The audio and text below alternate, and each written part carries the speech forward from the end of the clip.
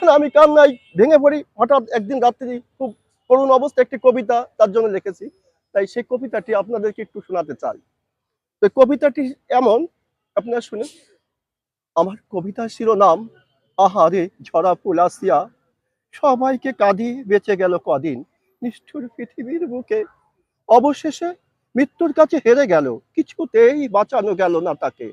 হিমালয় সম কষ্ট রেখে গেল মৃত্যুর সাথে পাঞ্জা লড়ে, তার রেখে যাওয়ার কষ্টের সবটুকু হৃদয়ে রেখেছি ধরে। এক নরপশুর পাশবিক নির্যাতনে নিষ্পাপাচিয়া হলো নিঃশেষ, কাঁদিয়ে গেল আকাশ বাতাস বিশ্ব ধরণী, কাঁদালো বাংলাদেশ। ঝরে গেল আসিয়া নামের ছোট্ট ফুল, ঘুমিয়ে সে গায়ের মৃত্তিকায়, ফুটফুটে আসিয়া কবর ঘরের বাসিন্দা, তার মুখখানি দেখার কোনো সুযোগ নাই। ভোর হলে ডেকো না কর মক্ত কিংবা পাঠশালায় যেতে, সহপাঠীদের মিশামিশি রান্না করা ধুলোবালি খেতে। আহারে কোমলমতি ঝরা ফুল আসিয়া, তোমাকে কেমন করে ভুলি, তোমার সোনা মাখা মুখখানি তো চাঁদের সেই সুতা কাটা বুড়ি। তুমি তো সুতা কাটা বুড়ি, তুমি মাগুরাবাসীর জন্য একজন সুতা কাটা বুড়ি। এই আসিয়া যে দর্শন করেছিল সেই হিটু শেখের আজকে ফাঁসি হয়েছে। আমার পক্ষ থেকে, আমার কবি অঙ্গন পক্ষ থেকে, মাগুরা সাহিত্যিক কল্যাণ পরিষদের পক্ষ থেকে আমি তার সর্বোচ্চ শাস্তির জন্য খুশি হয়েছি এবং আমি মাগুরা কলঙ্ক মুক্ত হয়েছে। সবাইকে ধন্যবাদ।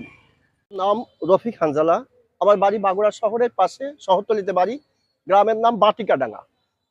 তো আমি যখন শুনতে পারলাম যে আসিয়া নামক একটি মেয়ে, ছোট্ট নাবালিকা শিশু, বয়স সবে মাত্র 8 বছর, সে বুনির বাড়ি বেড়াতে এসে নিসনান্দোয়ালি গ্রামে ধর্ষিতা হয়েছে।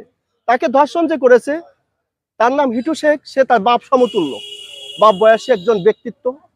তার কন্যা, ছোট্ট কন্যা সমতুল্য একটি মেয়েকে সে দর্শন করেছে এবং তারপর তাকে মাগুরা 250 বেড হাসপাতালে নেওয়া হলো।